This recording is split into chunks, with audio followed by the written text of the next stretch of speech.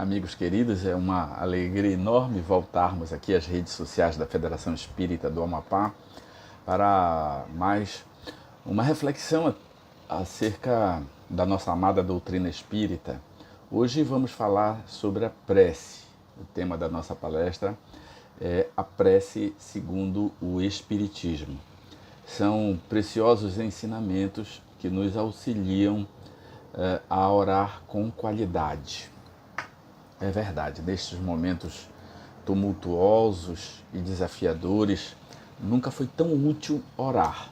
E nós gostaríamos de iniciar com uma frase grafada pelo espírito Monod, em verdade Adolfo Luiz Frederic Theodor Monod, no Evangelho segundo o Espiritismo, no capítulo 27, item 22. Monod exclama a seguinte frase: quase todos vós orais, mas quão poucos são os que sabem orar.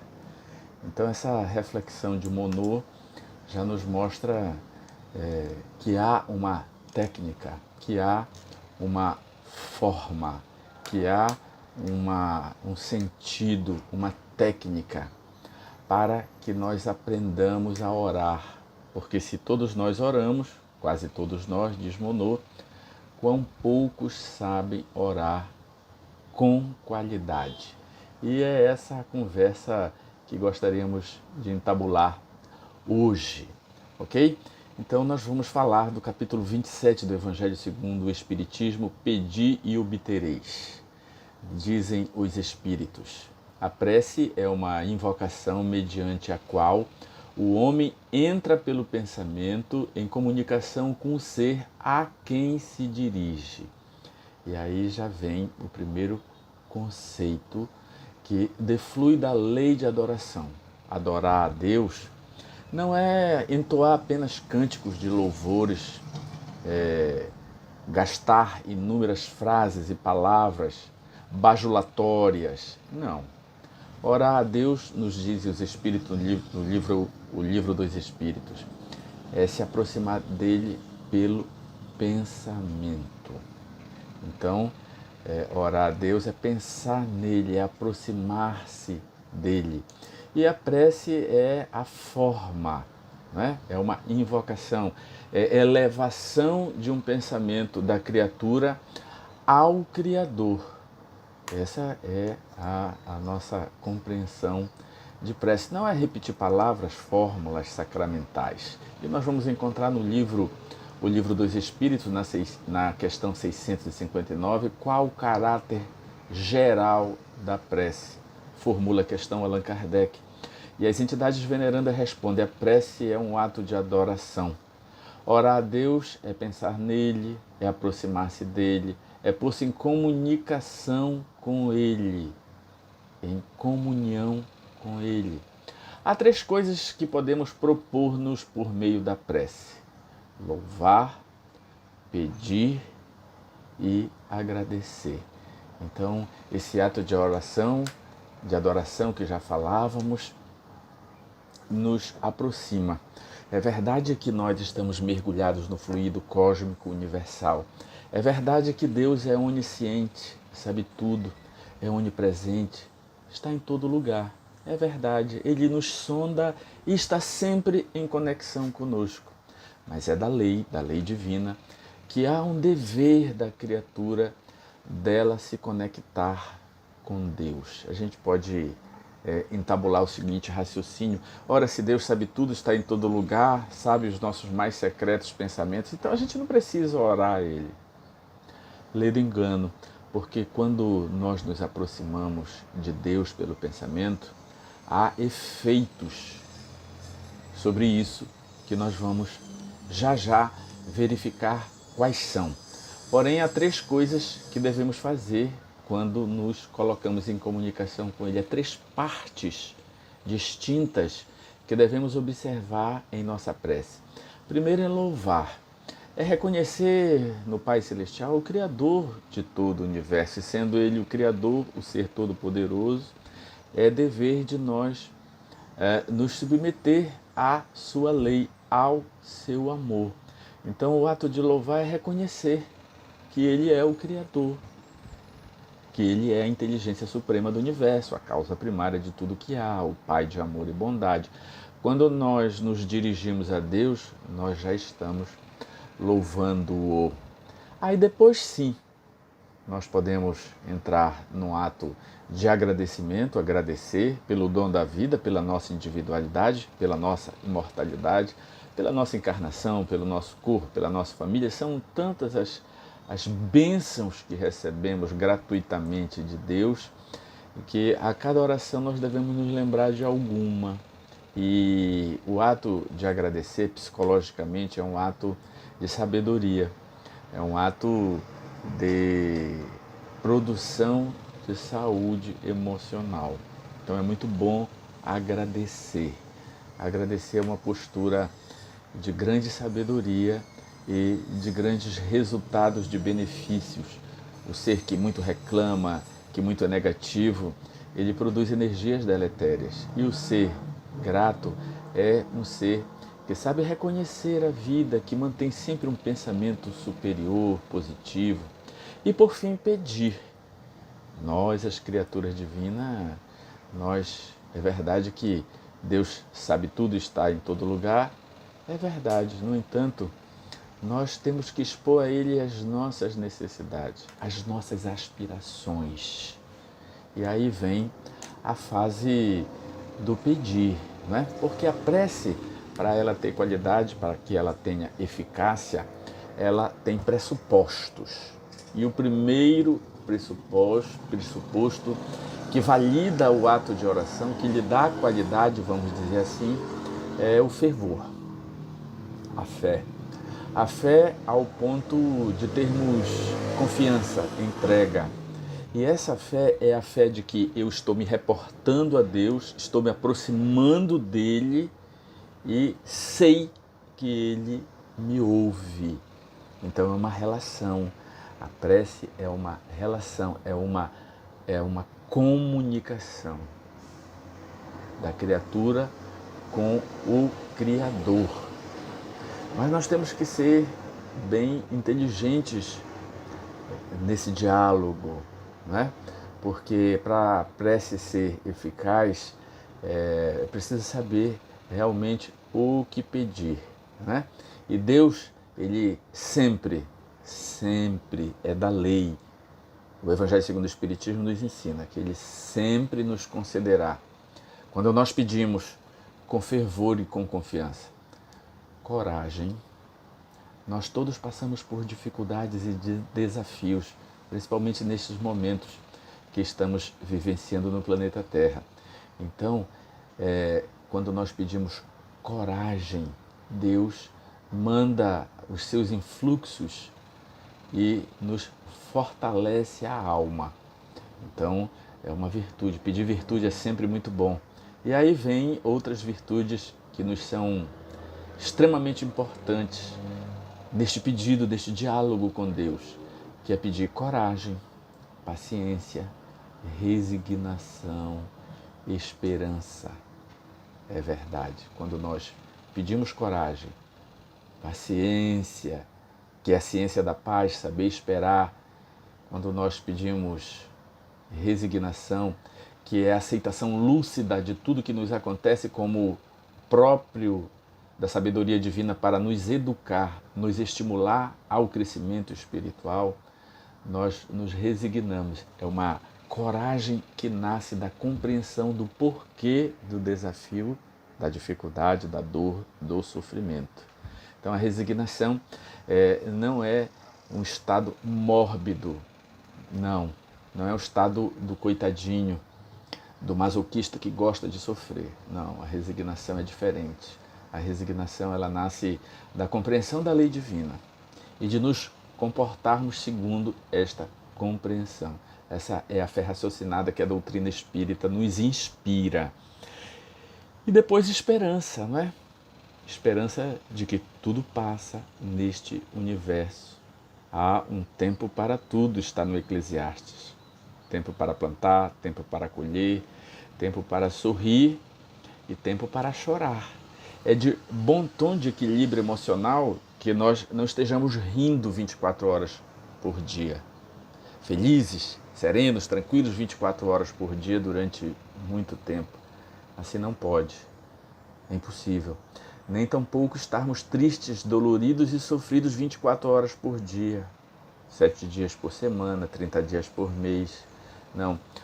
O equilíbrio emocional está em saber transitar psicologicamente nos momentos de tristeza e de alegria, aprendendo lições.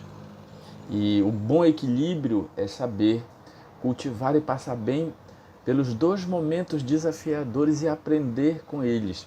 E é por isso que a prece ela abre os nossos canais intuitivos. É outra eficácia da prece. Nos dá boas intuições. Kardec ele dá um exemplo fantástico no Evangelho segundo o Espiritismo de um homem perdido no deserto. E o homem anda para um lado, anda para o outro, a água do cantil acaba, e ele entra em desespero, para um pouco e pede ajuda divina mentalmente. E aí de repente algo lhe chama atenção para o lado esquerdo, ele começa a andar para o lado esquerdo e anda e reúne todas as suas últimas forças e acaba chegando no oásis. Se ele é um homem de fé, se ele acredita em Deus, ele diz: oh meu Deus, que bom que me inspirastes aí pelo lado esquerdo. Se ele é um homem que não cultiva a fé e não compreende a fé, ele diz: ah, que sorte que eu tenho, que bom que eu escolhi o lado esquerdo e andei e acabei me salvando, o destino me ajudou. Não é?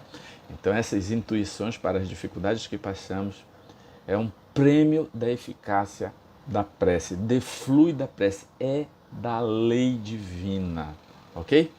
E pedir coisas que nos são úteis. É claro que a prece não interfere na imutabilidade das leis divinas, não é?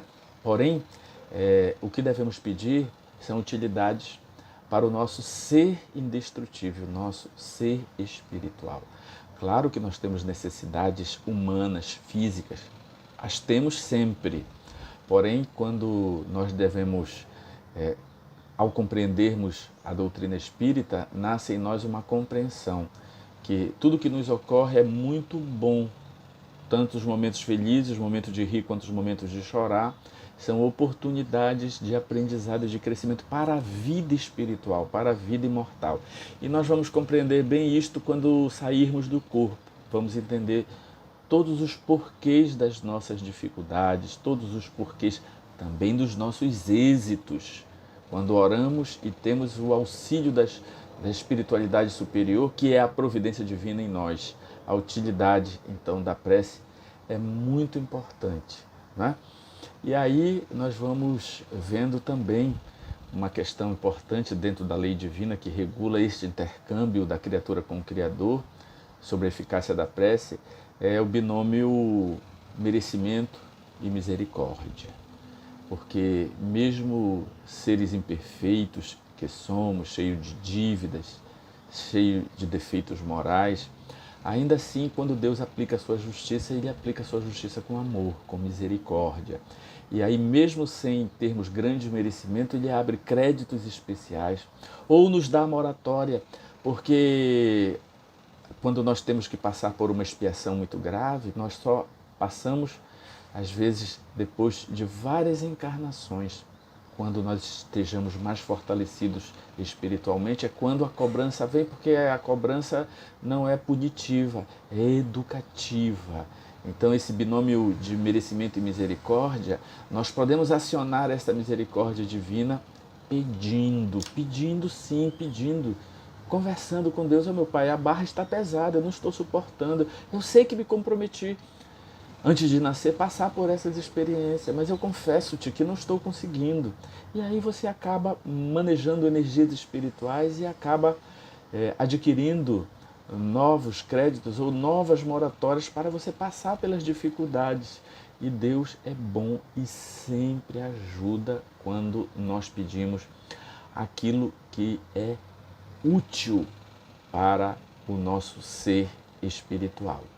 E há um trecho interessante do capítulo 27, também altamente esclarecedor, é a ação da prece, que se dá pela transmissão do pensamento. A ação da prece, ela está no pensamento. O poder da prece está no pensamento. Quando nós dizemos que nós devemos nos reportar a Deus com fé, com confiança, é porque essa fé, ela nasce na compreensão da lei divina.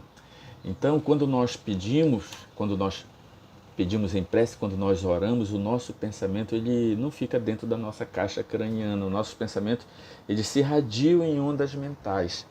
E ele tem um agente de transmissão. Tanto quanto o ar é o agente de transmissão do som, o agente de transmissão do pensamento é o fluido cósmico universal. E este fluido cósmico universal que permeia todo o universo, que condensando-se forma os mundos, esse fluido cósmico universal, ele está em toda parte. E quando nós pensamos, nós agimos no fluido. Quando nós pensamos com a vontade firme do saber querer, como querer, quando querer e o que querer, esse fluido cósmico universal recebe, por assim dizer, uma corrente fluídica irresistível, estabelecendo entre quem ora e quem recebe um elo de ligação. É automático, é quântico, é não local. Você pode estar do outro lado do universo e se reportar pelo pensamento, por exemplo, a Jesus, você estando em outra galáxia, e você vai fazer sintonia com ele se o seu pensamento for forte, se a sua vontade for lúcida, se você conseguir irradiar o seu pensamento. Pode ter certeza que a distância não é nada para o pensamento. É uma conexão quântica, uma conexão não local. Não importa onde você esteja, não há barreira entre dois pontos interconectados pelo fluido cósmico universal. Porém, essa energia, essa corrente fluídica, ela guarda proporção com essa vontade, com esse fervor. Quanto mais o espírito evolui, mais ele evolui em energias mentais. Então é um atributo do ser. Porém, todos nós temos esse poder de transmitir os nossos pensamentos. E prosseguindo, fazendo essa viagem pelo capítulo 27 do Evangelho segundo o Espiritismo, nós vamos encontrar um esclarecimento que é muito útil para nós. A ação da prece por uma terceira pessoa. Essa terceira pessoa pode estar encarnada e desencarnada. A teologia clássica, sobretudo aquela adotada pelos evangélicos, pelos reformistas, eles acreditam que não adianta orar pelos espíritos, porque a sorte do ser está lançada enquanto ele está na matéria. Depois que ele morre, não adianta orar, porque ou ele estará num local que eles chamam paraíso, ou estará no inferno. E aí eles não acreditam. Os católicos acreditam que podem interceder, podem pedir por um espírito. E nós espíritas adotamos essa corrente por orientação dos espíritos superiores. Por quê? Porque, diferente de muitas outras concepções teológicas, as quais nós as respeitamos todas, mas divergimos, é que no Espiritismo nós acreditamos que não existe pena eterna, que não existe inferno, que existe sim locais de sofrimento, mas sofrimento transitório até que o ser ele canse do mal, arrependa-se e volte à casa do Pai, tal qual o filho pródigo. E neste universo, Deus criou todos os espíritos simples e ignorantes, transitando eles pelos mundos materiais, fazendo o aprendizado e evolução, todos chegarão à perfeição. Ora, aquele que desde logo escolhe o caminho do bem, evoluirá mais rápido.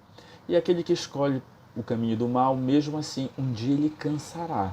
E um dia ele entrará em arrependimento. Daí porque a oração pelos espíritos é muito útil. A prece para os espíritos sofredores tem uma ação direta, reanima-o, incute neles o desejo de se elevarem pelo arrependimento, pela reparação, né? Desviando os maus pensamentos e aliviando-os, sobretudo. Nós vamos encontrar no livro Memórias de um Suicida a ação da prece pelos espíritos que suicidaram. Na teologia clássica, eles estarão sofrendo para toda a eternidade, no fogo que queima, mas não consome. Não são 1, 2, 3 bilhões, trilhões de anos, não. É por todo o tempo infindável, trilhões e trilhões de anos sem fim. E nós vamos imaginar, se Deus é misericordioso, como Ele pode deixar um filho seu sofrer para toda a eternidade por, às vezes, um erro de um equívoco de 1 segundo? Para isso, a misericórdia divina traz a reencarnação como oportunidade de reparação dos seus equívocos, de expiação. E enquanto isso não ocorre, enquanto o espírito está no mundo espiritual entre vidas, no mundo errático, ele pode receber um grande alívio quando nós oramos por eles.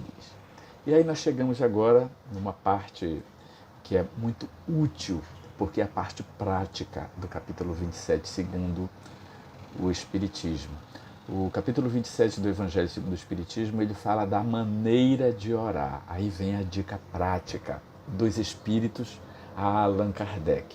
Primeiro requisito para uma oração com qualidade é a clareza. Falar o que se quer.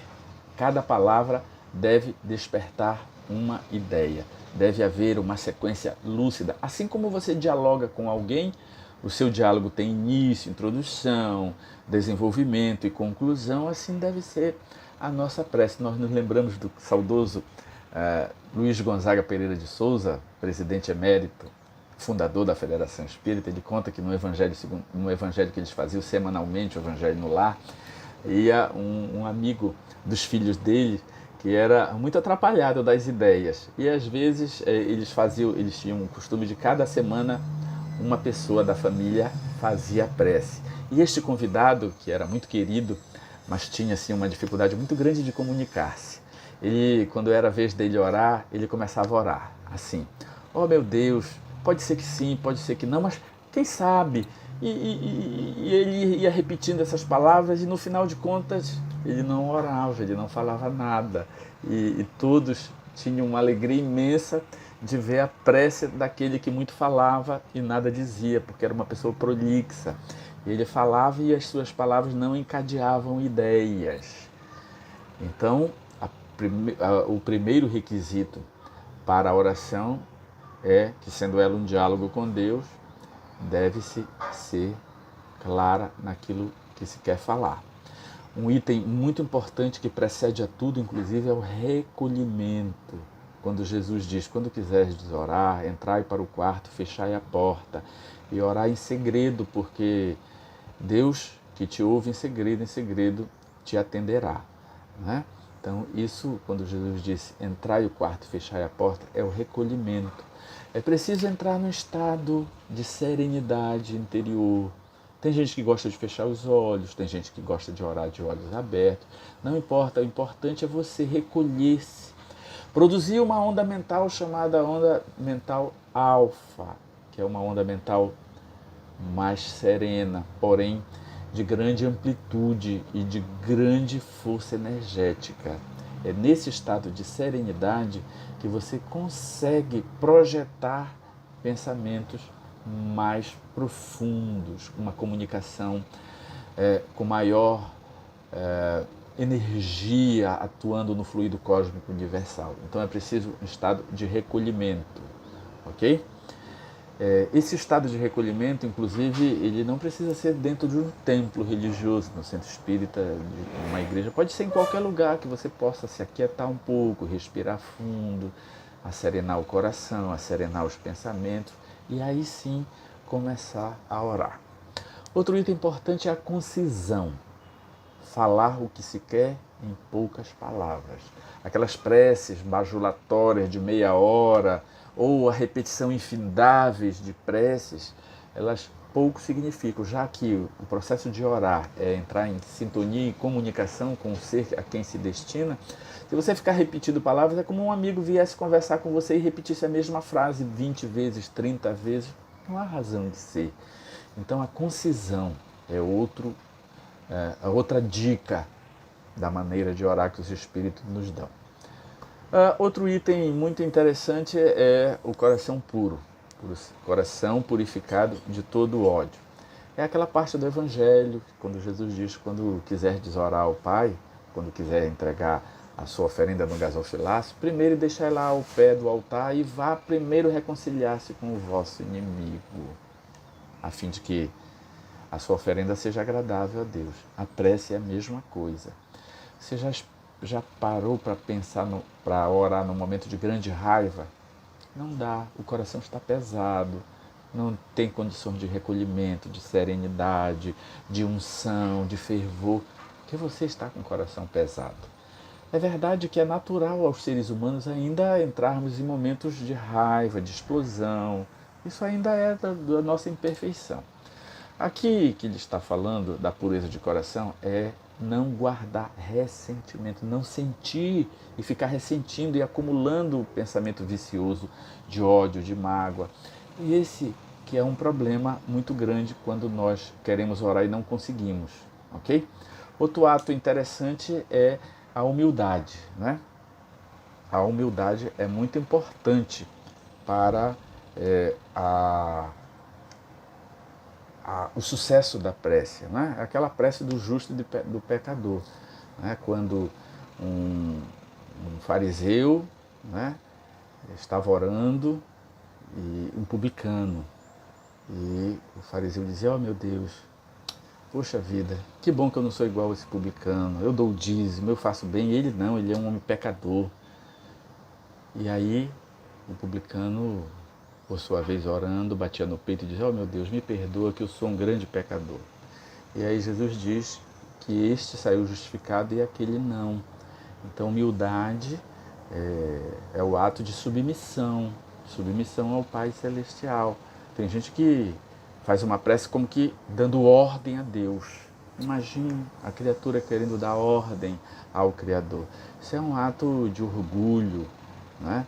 E esse ato de orgulho atrapalha a ação da prece, a maneira de orar, né? E aí ele nos identifica também outros requisitos para a prece e dá também alguns exemplos de quando deve fazer, quando acordamos, o primeiro ato deve ser se reportar a Deus, nos preparando para o dia. Quando vamos dormir, também orarmos para atrairmos a ação dos nossos anjos e guias espirituais, produzir uma boa sintonia mental para um sono renovador, né? E uma dica muito interessante também é a prece coletiva. Quando vamos orar e estamos em dificuldade e não conseguimos nos concentrar, tem duas dicas muito importantes para isso. Porque às vezes a gente está tão angustiado, em tamanha dificuldade interior, que não conseguimos entabular uma prece fervorosa, clara, lúcida, humilde, né, com recolhimento. Então ele diz, os Espíritos nos dizem, melhor dizendo, que nós devemos nos associar a outras pessoas que estejam orando. E aí é muito bom, porque orar coletivamente é o seguinte: há uma pessoa formulando a prece e todas as demais que acompanham repetem mentalmente palavra a palavra, frase a frase. Há aí uma associação de forças e aí a prece ganha maior impulso. Por isso que é tão útil a prece coletiva, ok? Mas ela só dá certo se todo mundo se associar de coração, ou seja, com os mesmos sentimentos e com a concisão e com a unidade de pensamentos. É por isso que ele nos recomenda então que nós repitamos frase a frase, não é? Palavra a palavra, e assim sentindo o que o colega formula na sua prece, e aí vai haver sim uma associação de pensamentos e unidade na prece. E por fim, uma dica muito importante é a declamação de poesia em voz alta. É muito importante para quem não consegue se concentrar para orar, ler e declamar poesia em voz alta. Isso nos ajuda muito a termos a harmonia dos nossos pensamentos. Há inclusive provas científicas, trabalhos científicos, que a declamação de poesia sentida, rítmica, ela é usada hoje até para recuperação de pessoas que tiveram problemas neurológicos. Então é muito útil a leitura de poesia, a declamação. Inclusive é por isso que Chico Xavier psicografou tantas poesias. Era um presente da espiritualidade, sabendo da utilidade da leitura e declamação de poesia. E aí nós vamos chegando a um item muito importante, e já finalizando o nosso capítulo 27, são os efeitos da prece. É um título, um subitem, cujo título é Felicidade que a prece proporciona. Ele diz que há efeitos na prece, e nós nos lembramos do livro Ação e Reação, quando André Luiz ora coletivamente por alguns espíritos sofredores que estavam como que desmaiados no mundo espiritual, inconscientes, em sono e sonhos aterrorizantes. Era espírito que desencarnaram com muitas dificuldades. E aí, quando André Luiz e os espíritos amorosos se reúnem para orar, eles elevam o pensamento a Deus, e quando acabam de orar, um influxo de energias luminosas derrama-se sobre as pessoas que oram e eram transmitidas ao mesmo tempo, instantaneamente, para os espíritos, que muitos deles acordavam, eram beneficiados. E nós vamos encontrando a ação da prece pela resposta divina, é uma conexão com Deus na lei de adoração, mas, no entanto, ela tem uma resposta de um influxo de energias espirituais. E aí os bons espíritos relacionam esses efeitos salutares da prece. Número 1. A prece aplaca o calor excessivo das paixões. Olha que maravilha. A prece aplaca o calor excessivo das paixões.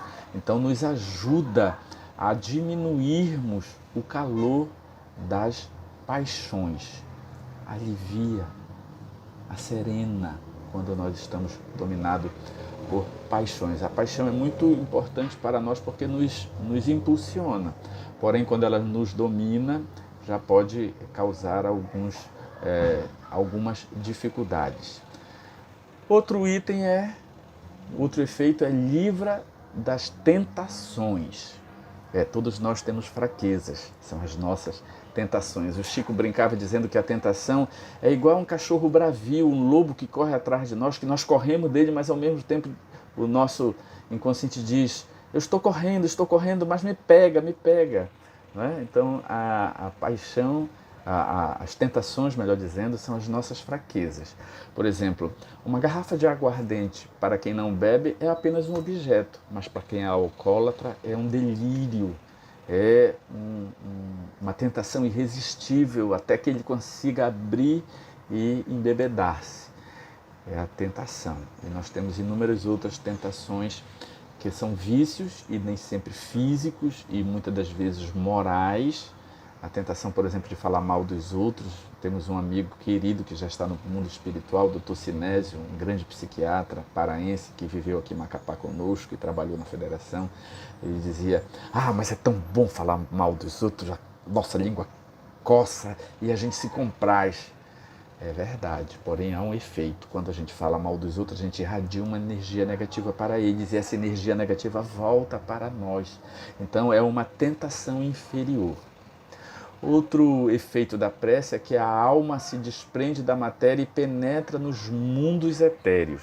Então, quando nós oramos, nós nos descolamos, desconectamos do corpo físico, do mundo material. Quando nós fazemos uma prece fervorosa, calorosa, parece que depois há um efeito calmante, né? Acalma as paixões, acalma os medos, as angústias. Parece que é um bálsamo. Por quê? Porque a gente se desprende do mundo material, entra em contato com espíritos superiores, se abastece de energias sublimes e acalma o nosso espírito, que ao fim da prece se reconecta com o corpo e acaba tendo uma ação, não é? Muito grande também a nível corporal. É verdade. A prece é um fator de saúde física, saúde emocional, saúde mental. E existem inúmeras pesquisas científicas que mostram que a prece profunda, sentida, e tanto quanto a meditação, elas equilibram os níveis de endorfina, dopamina e serotonina no nosso organismo, tornando o homem mais feliz, porque são as substâncias do prazer corporal. A endorfina, ela é o nosso analgésico natural. E quando nós oramos com fervor, com qualidade, nós aumentamos essas, essas substâncias, né, que tão bem nos fazem. Por outro lado, também tem outras pesquisas que dizem que a prece, tanto quanto a meditação, inibe os hormônios do estresse, que é a adrenalina e o cortisol. Quando nós oramos, nós diminuímos o cortisol. O cortisol é o hormônio do estressado. Toda vez que a gente entra em angústia, corre do dia a dia, vive atrapalhadamente, angustiadamente, nós produzimos adrenalina e ficamos acelerados. E produzimos cortisol, que é este hormônio que nos estressa cada vez mais. E é por isso que a prece, ela traz doces emoções, renova as nossas energias da alma e tem o poder de nos conectar a espíritos superiores, uma verdadeira atração de espíritos superiores. Nós nos lembramos há muito tempo, quando vimos na televisão, um caso muito interessante de um artesão de uma cidade do Nordeste. Ele produzia trabalhos lindos, entalhados em madeira, e com uma crise na década de 90, uma crise muito grande econômica, e as empresas aéreas limitaram a quantidade de bagagem, o peso das bagagens, aconteceu que o número de turistas na cidade que ele fazia o seu trabalho de entalhes em madeira, eram quadros lindos, estátuas lindas, esculpidas em madeira, e ele começou a não vendê-las mais por essa dificuldade econômica, do número de turistas que diminuíra, e também em face da dificuldade, porque eram obras pesadas e era difícil, então, a partir daquele momento, delas serem vendidas. E ele entrou em dificuldade, ele era casado, tinha filhos e vivia das suas obras. E aí viu o seu trabalho, seus rendimentos minguarem, até que ele fez uma prece: oh meu Deus, eu sou um trabalhador, eu procuro viver honestamente, me ajuda. E aí ele fez essa prece com muito fervor, uma prece muito simples, muito ligeira, muito concisa, mas fez com grande unção de coração e de mente. Aconteceu, amigos, que ele sonhou. E ele sonhou que ele fazia com um pequeno canivete esculturas muito pequeninas, em madeira. E ele achou interessante aquilo. Quando ele acordou, ele procurou então uma pequena faca que tinha, afiou, diminuiu o fio, a ponta, e aí começou a esculpir palitos de fósforo. Ele foi para a praia onde ele comerciava suas obras, começou a esculpir, e ele conseguiu, e o palito quebrava, e ele aperfeiçoou a pequena faca, afiou ainda mais, diminuiu a ponta, até que ele conseguiu fazer uma estátua, miniatura de estátua no palito de fósforo. E quando ele estava terminando e olhando a estatueta, apareceu um senhor que passara a olhar aquela obra e disse: eu gostaria de comprar essa sua pequena escultura. Ele disse: não está à venda, é a primeira que consigo fazer. Eu tenho essas outras grandes, se lhe interessar. Ele disse: não, me interessa por essa, porque é muito refinada e eu lhe ofereço R$100. Há 2 décadas atrás, R$100 era muito dinheiro. E ele, passando necessidade, ficou na dúvida se entregava ou não entregava aquela primeira produção artística dessa nova fase, e ele acabou vendendo, cedendo e vendendo. Aquele rapaz que comprara era um cirurgião e tirou do bolso então um bisturi e presenteou a ele. Disse: olha, esse bisturi vai te ajudar para que você faça entalhes ainda com maior perfeição nos palitos de fósforos. E ele começou a entalhar, começou a vender, e a partir daí fez um grande trabalho. Inclusive nós nos lembramos que uma novela de uma rede de televisão famosa até apresentou seus trabalhos, as miniaturas eram a abertura da novela. E aí, com essa filmagem da abertura da novela, das suas obras, dos entalhes de miniatura, o seu negócio cresceu e ele começou a vender para o Brasil inteiro.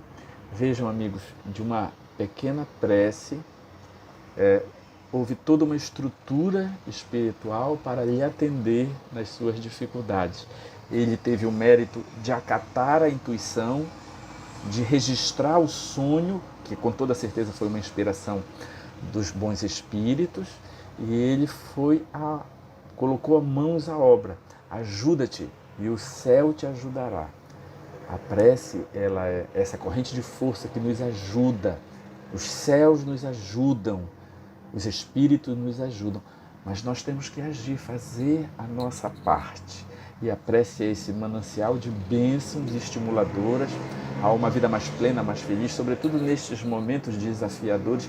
Nunca foi tão importante orarmos. E com a doutrina espírita e com o Evangelho segundo o Espiritismo, em especial no capítulo 27, tem aí as dicas para que possamos orar com mais qualidade, com mais propriedade, extraindo da prece todos os seus mananciais de bênçãos, de ações, de efeitos, né? Nos fortalecendo para a superação das nossas dificuldades. Nos lembramos de Jesus com a sua promessa: eu vim para que tenhas vida e vida em abundância. Jesus não nos abandona, a sua aura permeia todo o nosso planeta, ele nos sonda, ele nos acompanha. E a providência divina é justamente a ação de Jesus, a ação dos bons espíritos a escutarem as nossas preces, os nossos anseios e nos ajudam a nos fortalecer para passarmos bem pelas nossas provas. Então que Jesus continue nos mantendo em harmonia, felizes, estimulados à superação das nossas dificuldades e à plenitude das nossas vidas. Muita paz.